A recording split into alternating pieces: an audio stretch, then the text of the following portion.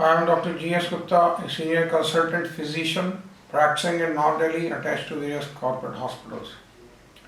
Today I am going to talk about high blood pressure, medically called as systemic hypertension. As you all may be aware that high blood pressure or hypertension is a common ailment seen in many classes of patients. पहले कोई time होता था जब blood pressure किसी किसी को पाया जाता था। आजकल तो ब्लड प्रेशर काफ़ी कॉमन देखा जाता है। इसका कुछ कारण ये भी है कि अर्बनाइजेशन बहुत हो गया है, लाइफस्टाइल चेंज हो गया है, लाइफस्टाइल काफ़ी फास्ट हो गया है, लाइफ में टेंशन बढ़ गई हैं, डाइट्स जो है ठीक नहीं है, इम्प्रॉपर डाइट है और हाई सैचुरेटेड फैट की डाइट ज़्यादा लेते हैं, एक्सरसाइज बहुत कम हो गई है। इसके अलावा हेरिडिटरी फैक्टर्स हैं। फैमिली हिस्ट्री ब्लड प्रेशर की काफ़ी इम्पॉर्टेंट है। 70 से 80% पेशेंट्स में family history high blood pressure की मिलती है। एज ब्लड प्रेशर की कोई नहीं है। पहले ब्लड प्रेशर यूजुअली 30 साल या 50 साल के बाद देखा जाता था। आजकल ब्लड प्रेशर 15 साल से लेकर 80 साल तक देखा जाता है। वैसे जैसे जैसे एज बढ़ती है ब्लड प्रेशर का इंसिडेंस बढ़ता जाता है, लेकिन ये कोई ज़रूरी नहीं है कि कोई 30 साल का है तो उसको ब्लड प्रेशर नहीं हो सकता, या कोई 15 साल का है तो उसको ब्लड प्रेशर नहीं हो सकता। ब्लड प्रेशर आमतौर पे हेरिडिटरी है तो वो किसी भी एज में हो सकता है। इसके अलावा कई ऐसी बीमारियां होती हैं जिसकी वजह से ब्लड प्रेशर यंग एज में भी हो सकता है, और वो एज 5 साल और 15 साल तक के बीच में भी हो सकती है। इसके अलावा ब्लड प्रेशर का इलाज इसलिए ज़रूरी है क्योंकि ब्लड प्रेशर लंबे टाइम तक अगर कंट्रोल ना रहे तो ये शरीर का सत्यानाश करता है। आमतौर पे किडनी प्रॉब्लम, हार्ट प्रॉब्लम और पैरालिटिक स्ट्रोक या brain haemorrhage high blood pressure से होती है। अगर ब्लड प्रेशर 10 साल या 10 साल से ज़्यादा कंट्रोल नहीं रहता तो कॉम्प्लिकेशंस डेवलप होती है। 2-4 साल के हाई ब्लड प्रेशर में कॉम्प्लिकेशन जब ही होती है जब ब्लड प्रेशर बहुत ज़्यादा हाई रहा हो, जैसे कि वो ऊपर वाला ब्लड प्रेशर सिस्टोलिक 200 या 200 से ऊपर रहा हो और नीचे वाला 110 से ऊपर रहा हो। ब्लड प्रेशर के 2 डिजिट होते हैं, एक अपर वाला और एक लोअर वाला। अपर वाले को हम सिस्टोलिक कहते हैं और लोअर वाले को डायस्टोलिक कहते हैं। ये बात जान लेना ज़रूरी है कि दोनों ही रीडिंग इम्पॉर्टेंट है। ऊपर वाला ज़्यादा है तो भी नुकसान होगा, नीचे वाला ज़्यादा है तो भी नुकसान होगा। पहले किसी टाइम पे कहते थे कि नीचे वाला ज़्यादा नुकसान करता है, ऊपर वाला नहीं करता, लेकिन ये सच नहीं है। सिस्टोलिक ब्लड प्रेशर ज़्यादा हो या डायस्टोलिक ज़्यादा हो, दोनों ही नुकसान करते हैं। ऐसे पेशेंट भी होते हैं स्पेशली 70 साल के बाद जिनका ऊपर वाला ब्लड प्रेशर बहुत हाई होता है और नीचे वाला नॉर्मल होता है या लो होता है। ऐसे लोगों को हम कहते हैं सिस्टोलिक हाइपरटेंशन। उसका मतलब यह है कि उनको ऊपर वाला ब्लड प्रेशर बहुत ज़्यादा है। उदाहरण के तौर पे किसी पेशेंट का ब्लड प्रेशर 180/70 हो सकता है। इस केस में 180 डेफिनेटली ज़्यादा है, काफ़ी ज़्यादा है, 70 लो नॉर्मल है। हालांकि कुछ पेशेंट्स में ये भी देखा गया है कि ऊपर वाला ब्लड प्रेशर और भी ज़्यादा है, जैसे कि फॉर एग्जांपल 200 है और नीचे वाला इतना लो है कि 60 है। ऐसे केसेस कम होते हैं लेकिन ज़रूर देखने को होते हैं। इस केस में ट्रीटमेंट डिफिकल्ट होता है, but nonetheless medicine are there which can control this type of high blood pressure. जब भी ऊपर का ब्लड प्रेशर 140 क्रॉस कर रहा है या नीचे का 90 क्रॉस कर रहा है तो ट्रीटमेंट बहुत ही ज़रूरी है, क्योंकि कोई भी ब्लड प्रेशर की रीडिंग 140/90 से ज़्यादा परसिस्टेंटली बार बार आती है, अलग अलग टाइम आती है, तो वो हाई ब्लड प्रेशर कहलाएगी और उसका ट्रीटमेंट नहीं करेंगे तो वो लंबे टाइम में नुकसान करेगी। जैसा कि पहले कहा गया कि मेजर नुकसान हाई ब्लड प्रेशर ब्रेन पे, आँख के पर्दे पे, हार्ट पे या किडनी पे करती है।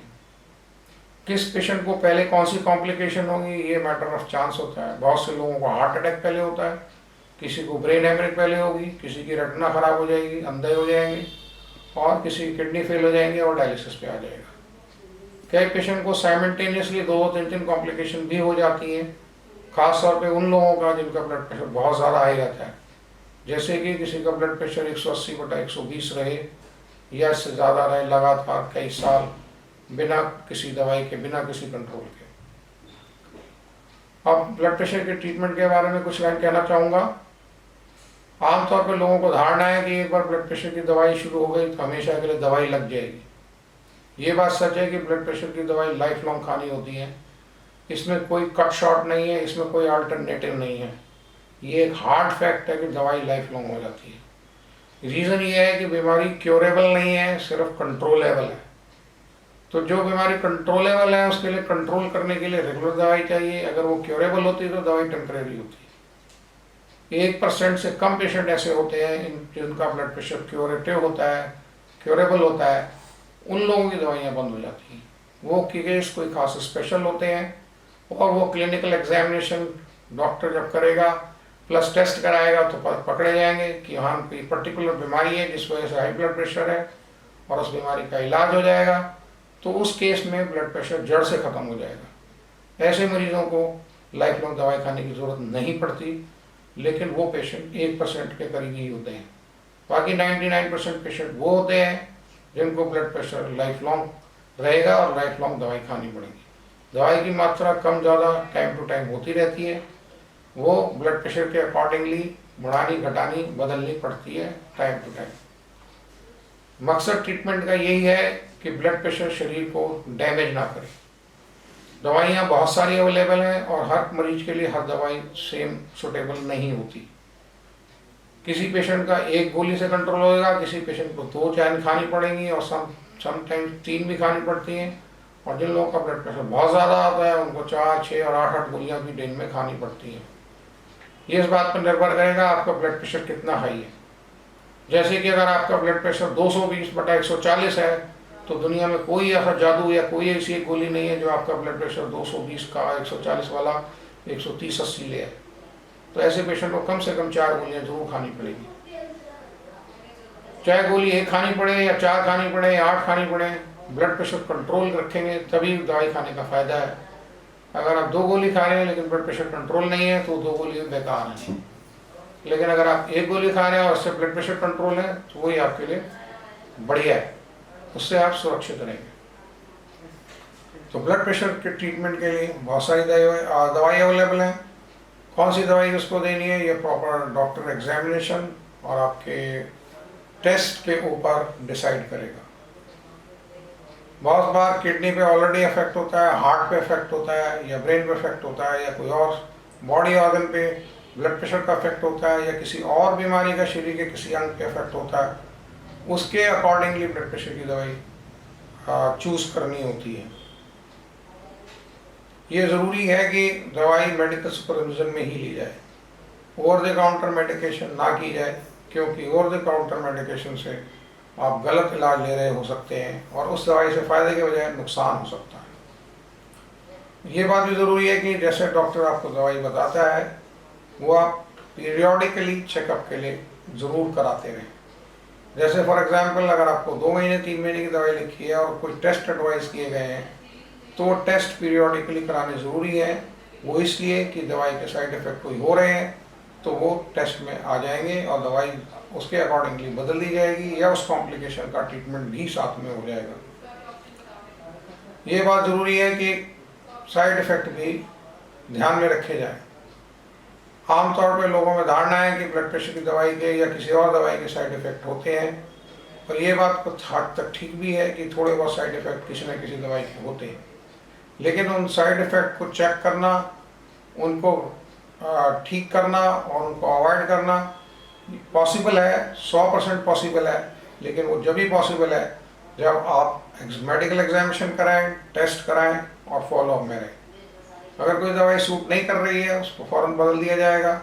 कोई डोज सूट नहीं कर रही तो डोज को बदल दिया जाएगा।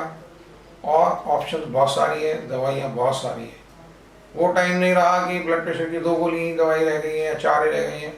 आजकल 1 दर्जन से ऊपर डिफरेंट ब्लड प्रेशर की दवाई है और कई बार ब्लड प्रेशर की अलग अलग ग्रुप की 1 से ज़्यादा दवाई लेनी पड़ती है।